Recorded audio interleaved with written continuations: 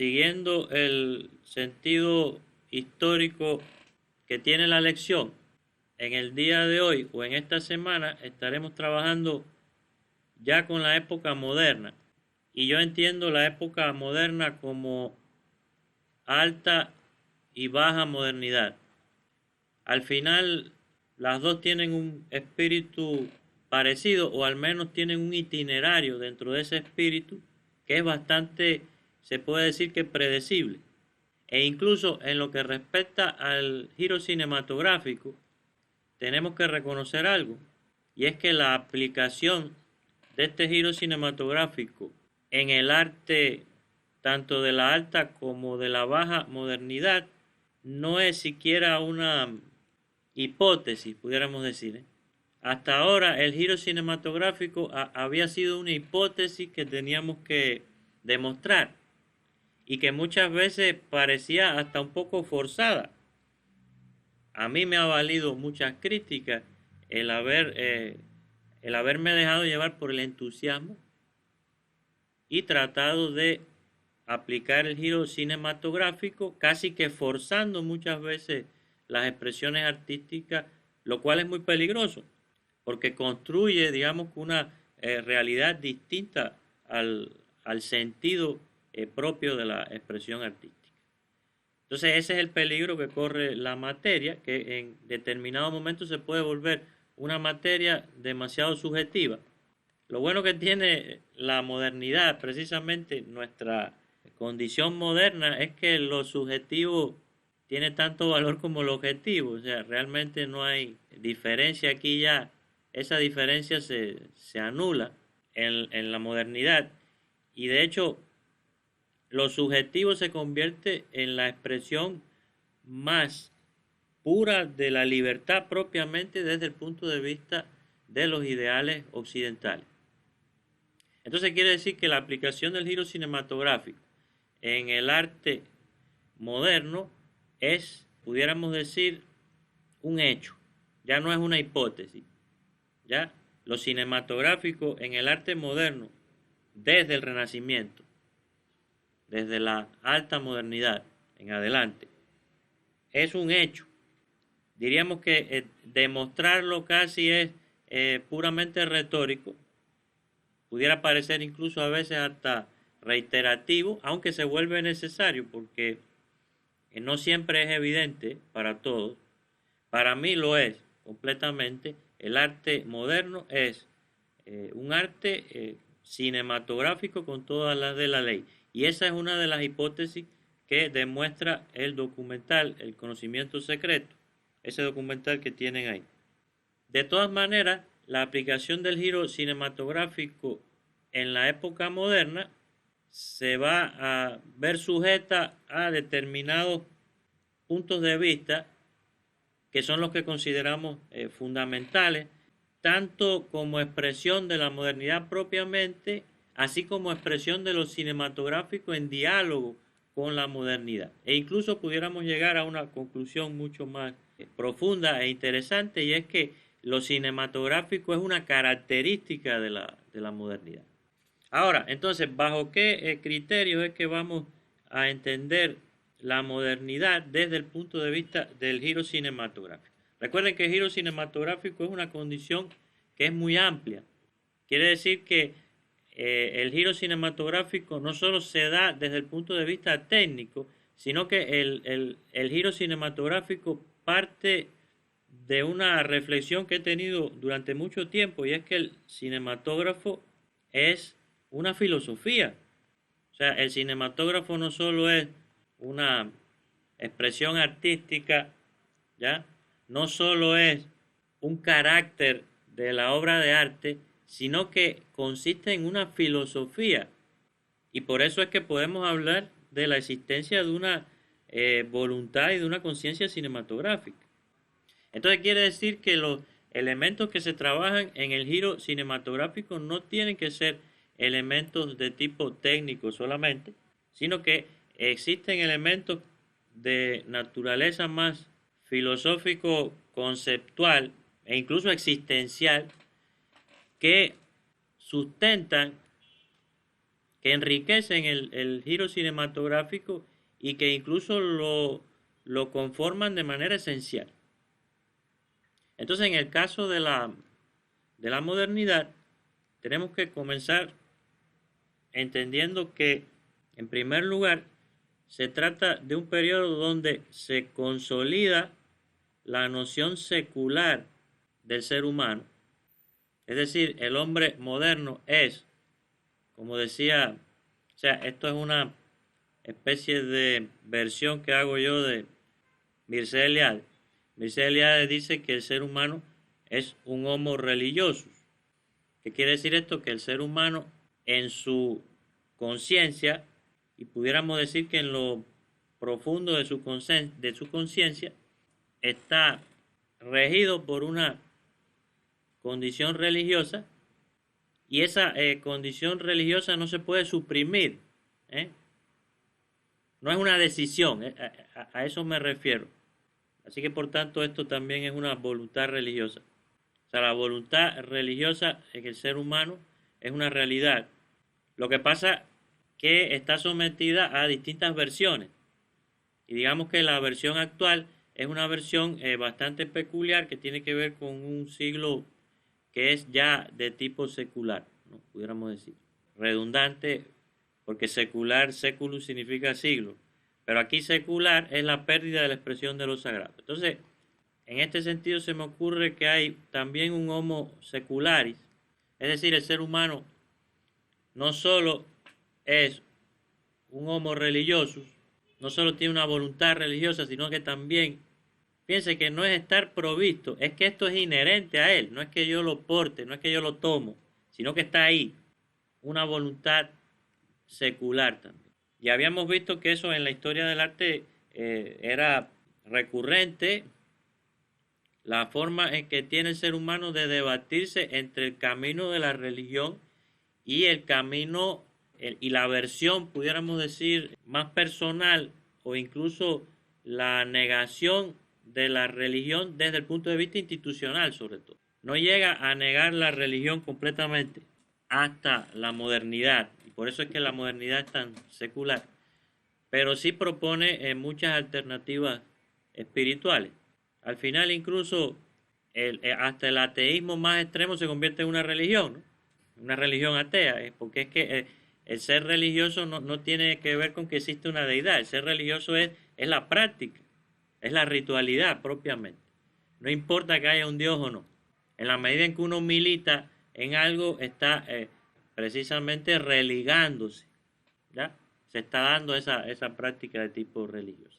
Entonces, lo que ocurre en la modernidad es que se da, sin embargo, una, pudiéramos decir, expresión mucho más, la palabra no es siquiera rica, porque habría que preguntarse si en lo secular hay una riqueza, y sí la hay, pero esa riqueza se da de otro modo, que ya vamos a ver. Pudiéramos decir que lo secular en la era moderna se da de una manera más decisiva, de una manera más definitiva, a tal punto de que lo secular va a definir durante este periodo, hasta hoy, una forma de expresión estética determinada, e incluso va a demostrar que lo estético puede ir de la mano de lo técnico perfectamente, y eso a los cineastas les viene muy bien, porque siempre ha sido ese fantasma, ¿no? de que es demasiado técnico, entonces no es tan artístico. Lo que demostró la secularidad dentro de la cultura occidental es que estética y técnica se pueden comportar de una manera simbiótica, y esto es evidente, pero para nosotros no lo era. Esto es evidente desde el punto de vista etimológico. Por ejemplo, esa palabra techne, arte, y techniquí realmente tienen el mismo origen. Y en última instancia, la sofisticación de la techniquí, que sería la tecnología, que es la versión de la técnica sofisticada que se da durante el proceso de secularización, o como también lo denominaremos, de hipersecularización de la cultura occidental. Y eso lo vamos a entender mucho mejor con este esquema.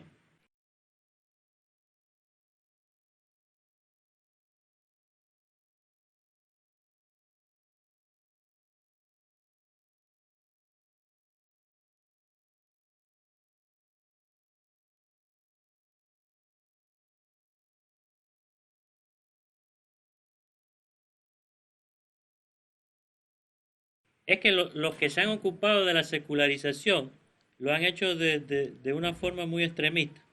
O lo hacen desde el punto de vista religioso, del extremo religioso que dicen que es malísimo, lo peor que ha podido ocurrir, o lo hacen desde el otro ámbito que dicen que buenísimo, es la panacea, pero esa panacea también le puede costar a un país la identidad, por ejemplo.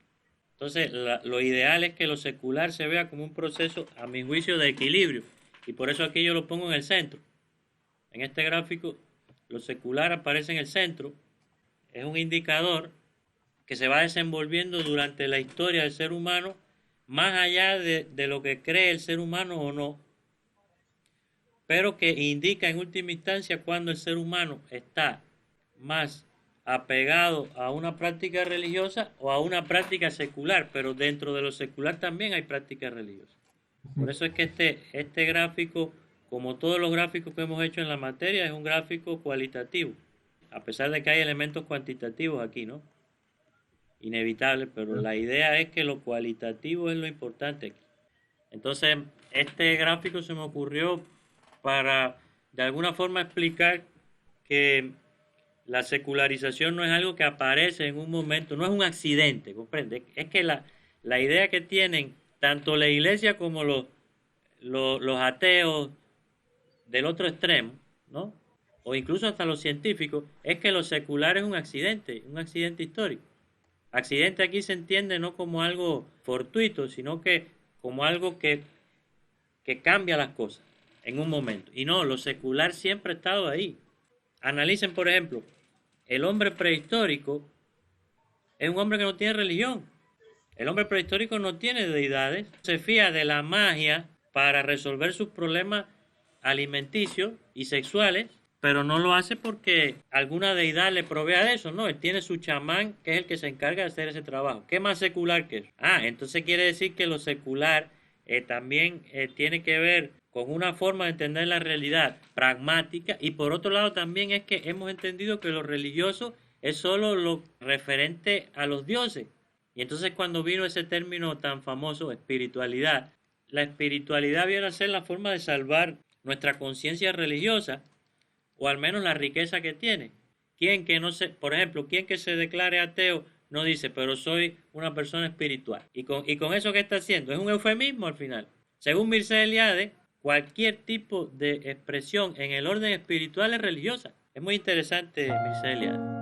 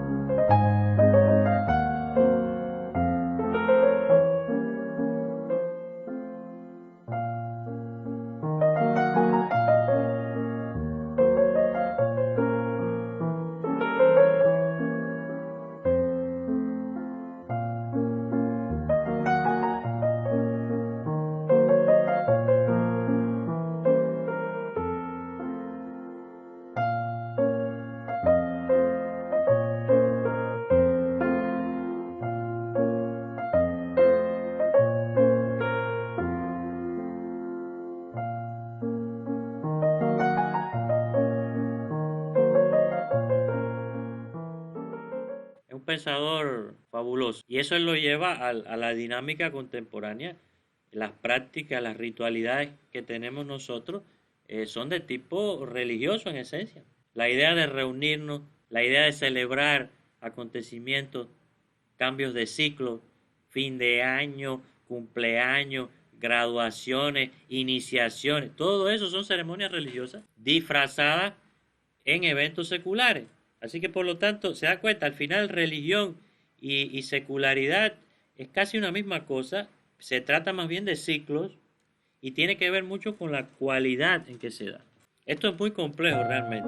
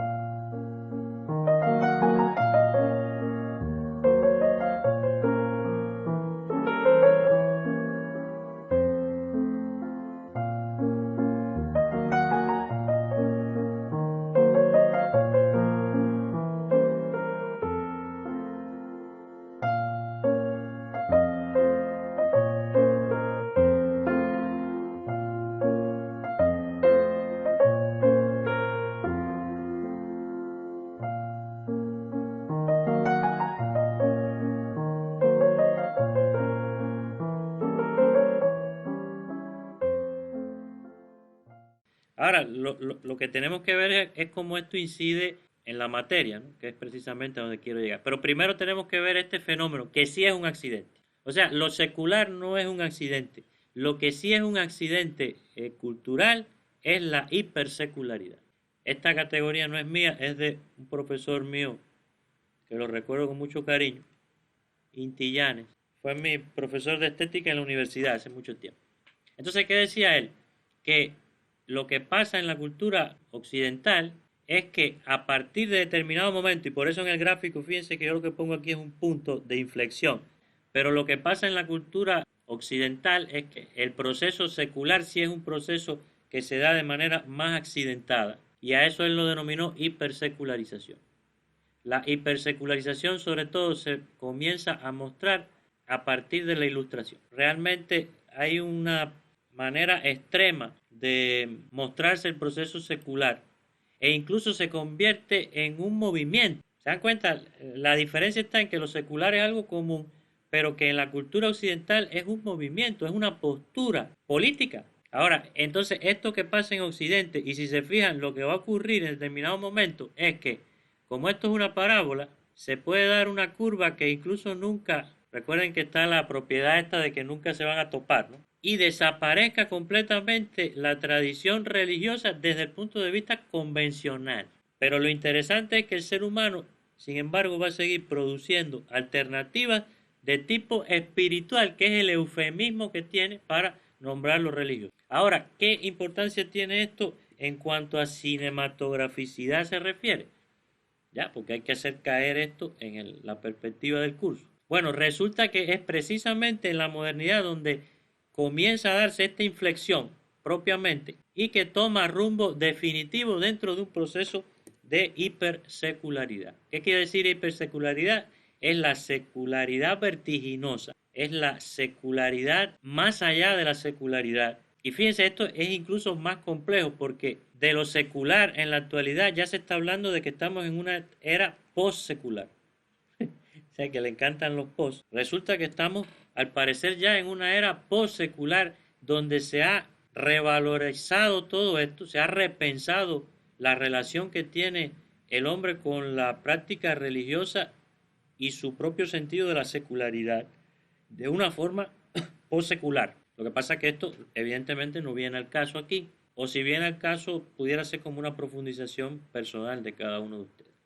Ahora, ¿qué es lo que pasa a partir del Renacimiento en el orden cinematográfico? Vamos a tener una cultura sofisticada desde el punto de vista de lo figurativo y por tanto de lo realista, que ya veremos o ya verán en la clase que tienen ahí por ver, que es fundamental la figuración en el orden cinematográfico, aunque no es el todo, cosa que también verán. Pero esta manera tan sofisticada que tiene el artista renacentista de llevar a cabo la mímesis, si se fijan, utilizando recursos técnicos, y ustedes dirán, ¿dónde está aquí lo cinematográfico? Bueno, según lo que hemos visto, tenemos en primer lugar la serpentinata famosa de Miguel Ángel.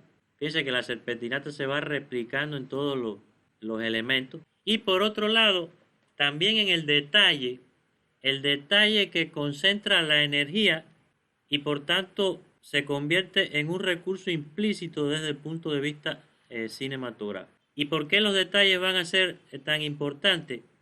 Porque los artistas del Renacimiento no solo se volvieron sofisticados desde el punto de vista técnico, sino que también se volvieron sofisticados desde el punto de vista intelectual. Hay detrás de esto toda una teoría del arte que está desarrollada en una expresión, pudiéramos decir, imagínense, toda la acumulación de conocimiento acerca del arte tiene que empezar a dar frutos en el orden conceptual también. Y entonces el artista comienza a pensar la obra de una forma más profunda, pero en relación con el concepto de arte que se va también transformando. Entonces, ¿qué tenemos?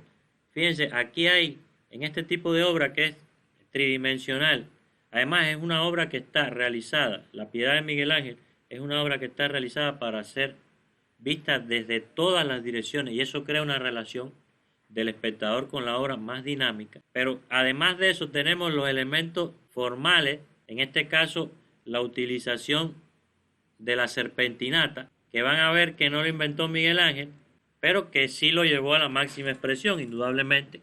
Y por otra parte, el recurso implícito que tiene que ver con una retórica, tiene que ver con un logos, tiene que ver con la hipótesis, con la pregunta que se hace el artista. Aquí en este caso sería el artista utilizando como alter ego a la Virgen María, o sea, Miguel Ángel está usando a la Virgen María como alter ego para plantear la pregunta que se está haciendo él mismo. En este caso, ¿por qué tiene que pasar esto?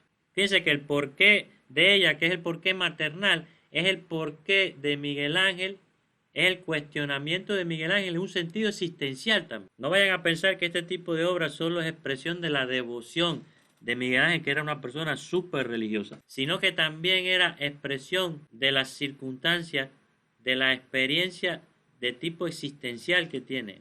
Y en este sentido filosófico, recuerden que era un neoplatónico, pudiéramos decir, empedernido. Entonces no vayan a creer que este tipo de obra es una obra religiosa completamente. Es una obra que ya ha sido permeada precisamente por los procesos de secularización. Por ejemplo, en el caso de la religión, la secularidad se da muy claramente cuando comienza a permearse la religión por preguntas filosóficas. ¿Y eso cuándo pasó? Eso pasó mucho antes en la cultura griega, cuando todos estos filósofos comenzaron a cuestionarse la teología desde un punto de vista filosófico. Entonces quiere decir que esto no es nada nuevo, pero sí está demasiado sofisticado en la cultura renacentista y en lo que sigue en la cultura moderna alta y baja. El ejemplo también lo podemos ver en las 2D. Aquí tenemos la Sagrada Familia, el Tondo Doni, 1504. Observen cómo hay un movimiento, en la composición hay un movimiento que se da, digamos, determinada conexión. Y en este caso la conexión es lúdica, porque la Sagrada Familia aquí está jugando. Aunque algunos dicen que también es una pregunta existencial la que hay aquí detrás. Hay un cuestionamiento de decir, bueno, ¿te lo paso a ti o me lo pasas a mí? La inestabilidad que hay entre Cristo está pasando de brazos de José a la Virgen o de la Virgen a José. Es que eran demasiado sutiles estos artistas. Entonces aquí también hay una hipótesis acerca de la inestabilidad. Ahora, desde el punto de vista formal, evidentemente, de nuevo tenemos la serpentinata, tenemos el escorzo fabuloso llevado a la máxima expresión, la perspectiva atmosférica, pero incluso tenemos el uso del plano intermedio, y fíjense que lo que hay aquí detrás son unas cuantas figuras, sátiros, que están en un jolgorio pagano, se puede decir, o sea, como que el fondo de todo es lo pagano, y aquí delante está lo institucional, y sabemos que Miguel Ángel tenía muchos conflictos porque era homosexual, y él no podía entender, o sea, le era muy difícil reconciliar esa devoción que tenía tan grande con todas las prohibiciones que sufría y que incluso la iglesia utilizaría para manipularle. Yo estoy casi seguro, esto es una hipótesis mía, pero yo estoy casi seguro que Fíjense, el juicio final de Miguel Ángel como expiación es la expiación de sus pasiones. ¿Y quién alimentó ese acto de expiación si no fue quizás un curita confesor? Y en este caso recuerden que los curitas confesores de Miguel Ángel eran los papas o los cardenales. Él no se codeaba con cualquiera. Y lo lanzó a realizar esta obra de arrepentimiento. ¿Y de qué tenía que arrepentirse Miguel Ángel? Según la visión de la iglesia. Es evidente, ¿eh? Entonces imagínense el conflicto tan grande que tiene ese personaje. Y cómo se representa en el juicio final con esa piel que tiene en sus manos San Bartolomé. O sea, él es una piel, es una representación escatológica ahí, es muy fuerte. Ahora, ¿a dónde lleva, sin embargo? Y lo interesante que tiene esto es que es cierto que el camino de lo conceptual nos lleva por un horizonte cinematográfico demasiado sutil, demasiado implícito, pero yo diría que lo más interesante es por donde nos lleva el camino de la tecnología, que es secular por excelencia. Y la iglesia siempre se declaró enemiga de la tecnología, enemiga de la ciencia. Lo que pasa es que estos artistas eran todo lo contrario, filocientíficos, eran filotécnicos. Y entonces, ¿qué pasó aquí? La manera sofisticada en que se desarrolló la técnica, la tecnología, la ciencia, llevó a estos artistas a crear una relación con el arte, utilizando como intermediario esta ciencia tan desarrollada para el momento histórico, que en determinado momento se salió de control, diría yo, para bien o para mal, esto les toca a ustedes decidir, y les llevó a identificar, miren esto, y esto nunca había pasado, o sea, la estética desde siempre había sido un instrumento, un recurso, ¿para qué? Para vincular al ser humano con el más allá, o con los dioses, etc. Pero en el Renacimiento por primera vez la técnica, la estética se vincula con la técnica directamente, pero no con una técnica cualquiera, sino con una tecnología ya. Y esta tecnología tan sofisticada se había convertido ya no en un medio, sino casi en un fin. Así que por lo tanto la estética a partir de la modernidad se convierte en un fin en la obra de arte desde el punto de vista tecnocrático, y evidentemente el caldo de cultivo para que se desarrolle variantes del arte tecnocráticas está dada, y en este caso el cine. Y por eso es que hay tantos inventos en la época, uso de la cámara oscura y todos los demás inventos que se utilizaban, quizás no tanto desde el punto de vista artístico, pero con el paso del tiempo se fueron vinculando con el arte. Y es toda una lista gigantesca de invenciones que simulaban movimiento y que tampoco habían sido inventadas en el Renacimiento, sino que habían sido retomadas de otras culturas, como las culturas asiáticas. Piensen en la linterna mágica, en los teatros de sombra, la sombra chinesca, la óptica que habían desarrollado también los árabes. Entonces todo eso crea un panorama que es bastante propicio para que se desarrollen expresiones artísticas que están sustentadas, que se basan o cuya esencia diríamos que peligrosamente pierde los límites respecto a la esencia de una técnica, que a fin de cuentas ni se conoce siquiera. Y ahí es donde está el peligro de la técnica, según Martin Heidegger. El peligro de la técnica, según Martin Heidegger, ¿qué es? Que todos utilizamos la tecnología, pero en el fondo no sabemos cómo funciona. Solo unos pocos, ¿quién sabe cómo funciona el teléfono que tienen en sus manos? Yo no sé cómo funciona el ordenador este que tengo aquí delante. Yo lo manipulo, pero ¿cómo funciona?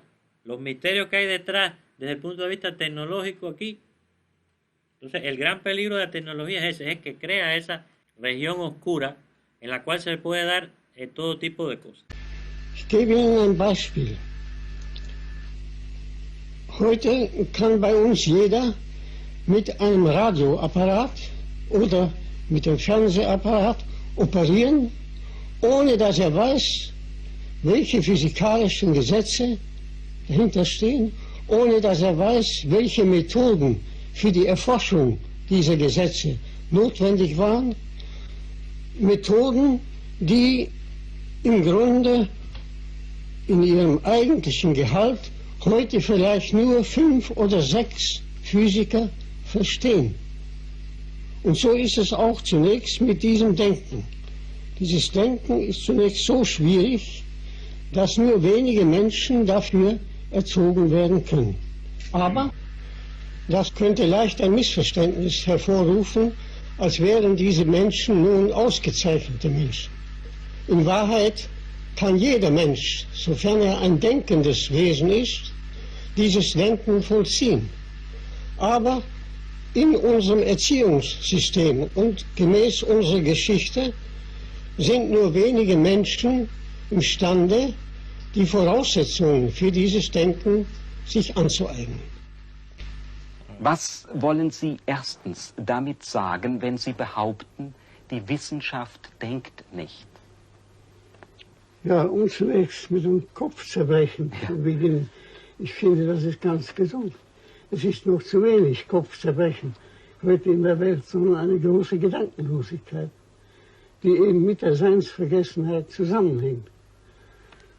Und dieser Satz, die Wissenschaft denkt nicht, der viel Aufsehen erregte, als ich ihn in einer Freiburger Vorlesung aussprach, bedeutet, die Wissenschaft bewegt sich nicht in der Dimension der Philosophie. Sie ist aber, ohne dass sie es weiß, auf diese Dimension angewiesen. Zum Beispiel die Physik bewegt sich im Bereich von Raum und Zeit und Bewegung.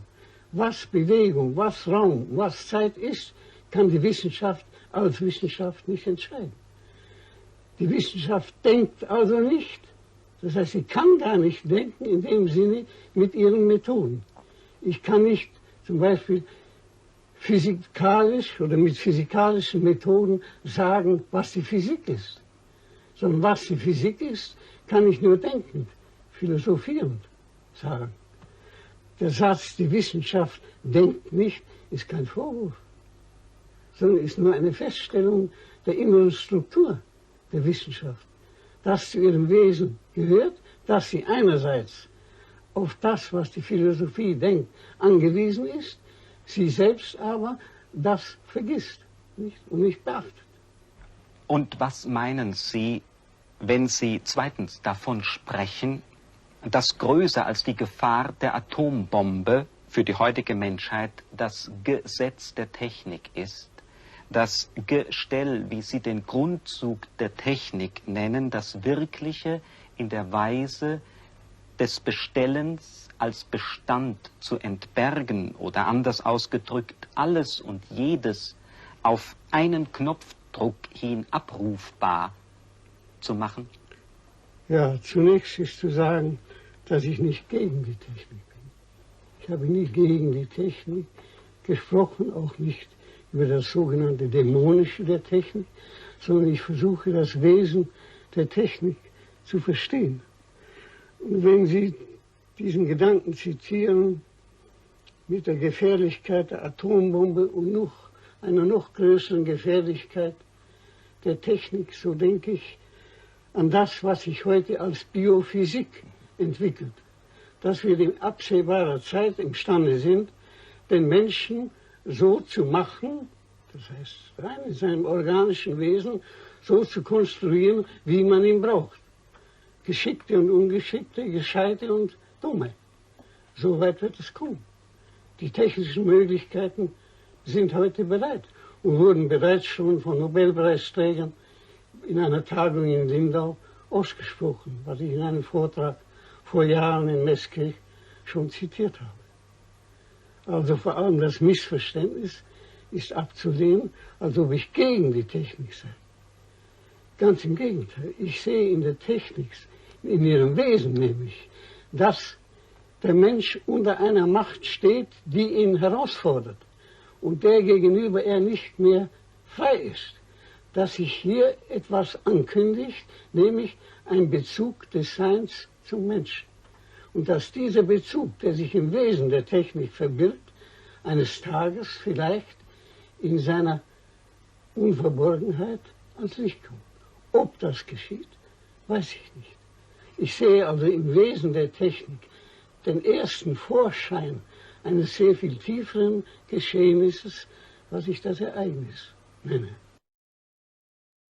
Es muy sutil el trabajo de estos artistas, pero también desde el punto de vista tecnológico es demasiado sofisticado. Miren qué hermosos escorzos trabaja Da Vinci.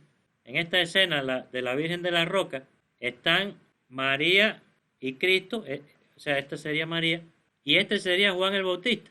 Y entonces fíjense cómo la madre de Juan el Bautista le está diciendo, y este es Cristo, pero es que es un bebé. O sea, ¿cómo te vas a comunicar con un bebé de esa manera? ¿No? El bebé divino, en última instancia.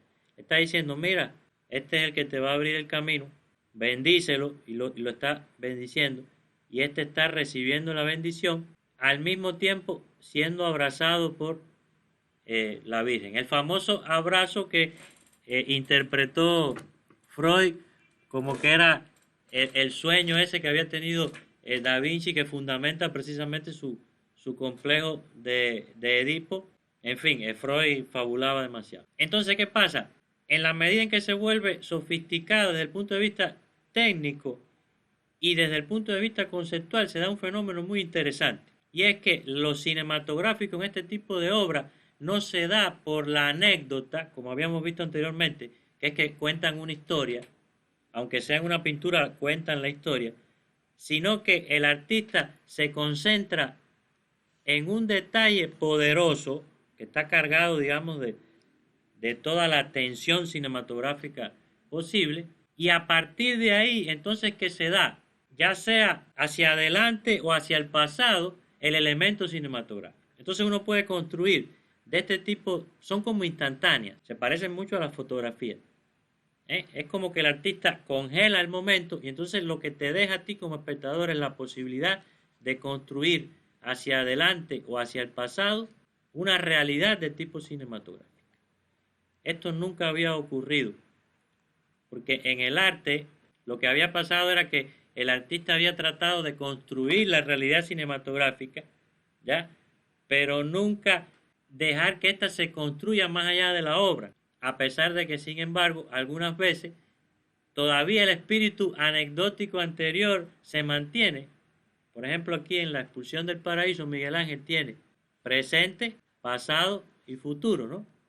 Aquí están siendo tentados, o sea, aquí están en el estado de perfección. Fíjense que esto es una dialéctica. Y aquí están en el estado de caída, lo cual se ve acentuado por este querubín que los está expulsando. Y el eje que utilizan es el eje del mal. Ahora, este tipo de narración todavía es muy anecdótica porque tenemos, como si fuera una viñeta, tenemos una historia y la historia que le sigue vinculadas por una determinada dialéctica. Esto, sin embargo, no pasa aquí. Aquí la historia está fundida en un instante de tiempo. ¿Qué pasa? Los recursos son infinitos, incluso en el arte todavía de corte más medieval, como el caso del Greco, tenemos formas de expresar el movimiento de una manera bastante sofisticada, como en este caso. Aquí tenemos imágenes que pueden ser medievales en cierto sentido, digamos rectas, frontales, pero se dan recursos de tipo más cinético e incluso las paradojas, personajes que aparecen repetidos. Esta es una obra del Greco, cuando era pintor bizantino, todavía cuando no había entrado al mundo occidental. Según lo que podemos ver hasta aquí, tenemos un proceso de secularización y posterior hipersecularización que garantiza en la obra de arte una independización de los procesos religiosos que quizás no se dé de forma evidente, sino en las sutilezas que desarrolla el artista como cuestionamiento en la obra, y que al mismo tiempo vienen acompañadas de una exacerbación de la obra desde el punto de vista cinematográfico, y eso es lo que me permite a mí decir que hay un vínculo entre lo secular y lo cinematográfico, que no solo viene dado por, digamos que la pérdida de la expresión de lo sagrado como tal, porque no es que se pierda completamente, sino que más bien viene dado por el enriquecimiento de una cultura tecnocrática, una cultura que hace coincidir o convierte la técnica en una estética. Y ustedes dirán, pero en el fondo no me convence. Convénzanse.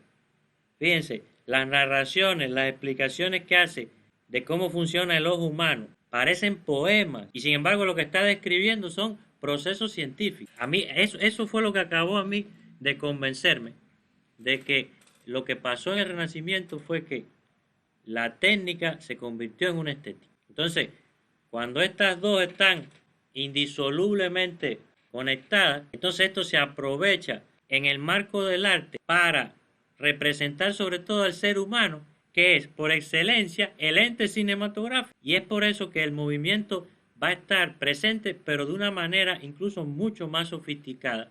Incluso se van a esforzar porque no sea tan evidente.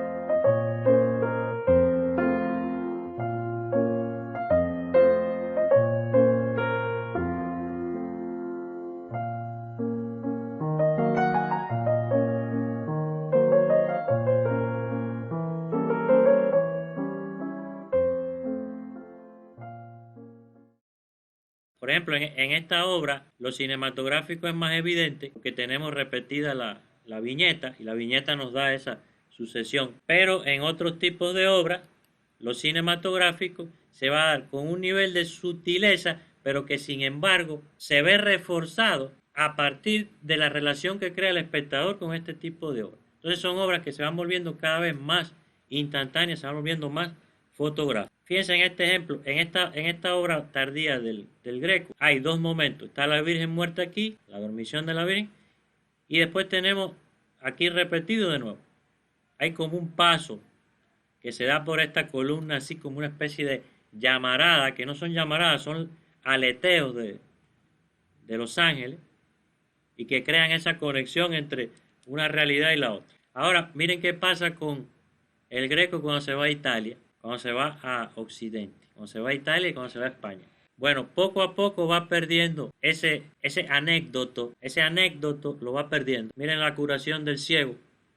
Fíjense que Cristo está curando y estos fariseos lo están juzgando. Pero por lo general suele ocurrir en un mismo momento tratando de vincular.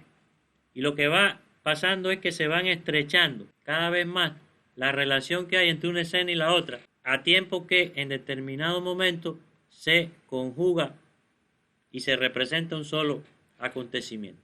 Claro está que la influencia que tiene el Greco del arte oriental se ve en esa figura alargada, que a fin de cuentas le venía bien a los manieristas. Quiere decir que sigue siendo anecdótico, pero lo anecdótico cada vez se va restringiendo más al instante. Fíjense que tiene que haber fotografía y después va a haber cine. Es como que están en esa búsqueda que solo puede conducir por ese camino. Más todo lo que habían hecho, todo lo que habían descubierto desde el punto de vista tecnológico. Incluso la tradición oriental trabaja la serpentinata y es una tradición que es muy verticalista y en esa vertical se crea una simulación de movimiento que es bastante efectiva, pero que con el paso del tiempo va quedando atrás dentro de un régimen anecdótico y pasa a ser sustituido por un régimen reflexivo de tipo instantaneográfico y también iconoclasta, en el sentido de que tengo que romper con la tradición, tengo que buscar lo nuevo. Miren esta Virgen del cuello largo de Parmigianino, miren la deformación de Cristo. Cristo es un macrofet y también no solo se da con la deformación de la figura, este manierismo que es movimiento puro, sino que también se da con la búsqueda del plano. O sea, aparece el concepto del plano. O sea, ¿dónde me sitúo yo? Miren lo que hace el Tintoretto en esta obra. Todas las últimas cenas siempre se ponía la mesa en el centro. ¿Qué hizo Tintoretto? Cambió la posición de la mesa, oscureció la habitación o la taberna e introdujo escenas cotidianas. Pero en última instancia, todo esto no da para convertirse en una anécdota, sino que sigue siendo el hecho fundamental, la instantánea, lo que ocupa el lugar protagónico en este tipo de obras. Y por eso es que, en última instancia, no debe sorprendernos que el barroco lo que hizo fue extremarse en este concepto. O sea, el barroco realmente no inventó nada nuevo. El barroco simplemente, en el orden cinematográfico, lo que hizo fue extremarse. ¿Cómo se extremó?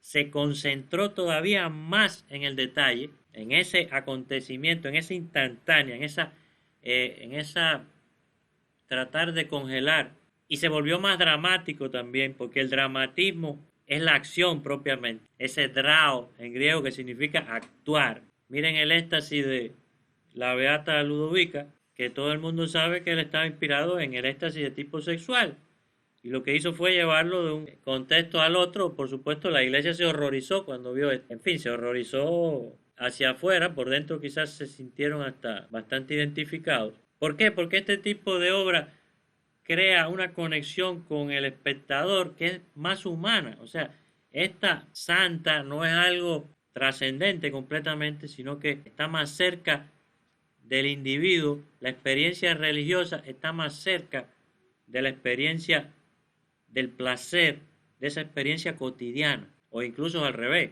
El placer se convierte en una experiencia excelsa. Y por supuesto, las grandes obras maestras, a mi juicio, son estas dos. Estas obras son de Gian Lorenzo Bernini. Fíjense que él intenta, y no lo intenta, lo captura el momento, el instante crítico, decimos en el lenguaje fotográfico, pero a su vez, ese instante crítico es el pretexto para crear, por ilusión estética, para sugerir un pasado y un futuro en la obra. Pero eso lo pone el espectador. Por eso es que este tipo de obra requiere una relación distinta. La obra no está completa en sí, es una obra abierta. La obra hasta el Renacimiento es una obra cerrada. Fíjense cómo hay parte de la transformación aquí en Laurel, parte de la transformación, mantiene rasgos humanos todavía. Apolo la está alcanzando y entonces se da como una especie de fusión de un momento y el otro, pero en base a la instantánea. Lo mismo pasa con el David, porque el David está preparándose para lanzar, pero ni siquiera se está preparando, está en ese mismo momento en que va. Recuerda un poco al Discóbolo, pero tiene incluso mucha más energía, porque eso es lo que querían ellos, ese drama, crear ese drama. Y bueno, lo que van a observar en el documental ese que les puse ahí es precisamente cómo esto no vino solo con un proceso de observación, sino que también vino acompañada de una tecnología, utilización de cámara oscura, de lentes, implementos que permitieron lograr una mímesis casi perfecta de la realidad y que por lo tanto vinculaba esa realidad con la realidad del cinematógrafo en cuanto tal, que es una tecnología propiamente.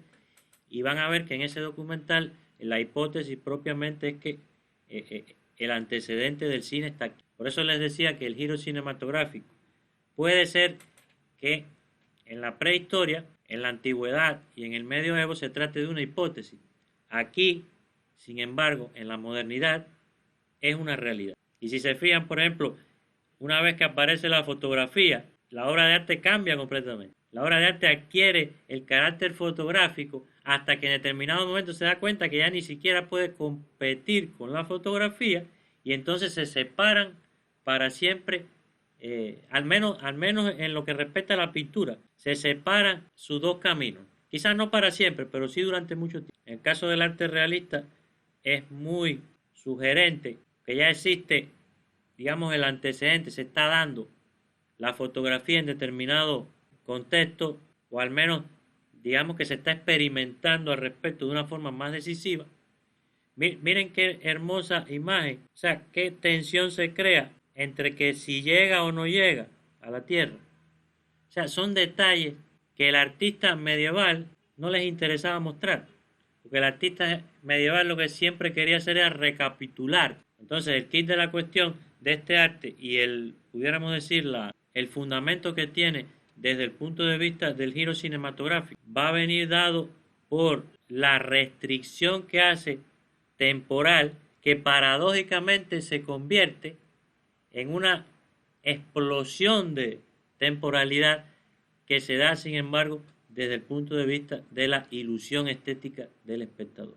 Y no subestimen incluso en el caso de la fotografía hasta los errores que se dieron, porque la fotografía aquella era mucho menos sofisticada y lo que pasaba muchas veces es que el obturador exponía mayor tiempo el material fotográfico y entonces quedaban como estas estelas. Observen aquí en la imagen. Estos errores, entre comillas, lo que hacían era reforzar todavía más la concepción cinematográfica. Y miren cómo los impresionistas que usaban como modelo estas fotografías defectuosas, entre comillas, lo que estaban haciendo era trabajando la imagen como si estuviera sobreexpuesta. Se trata del mismo escenario, el mismo lugar, en París. Entonces me parece curioso que en última instancia funcionen casi igual, a excepción de que en la fotografía no hay color.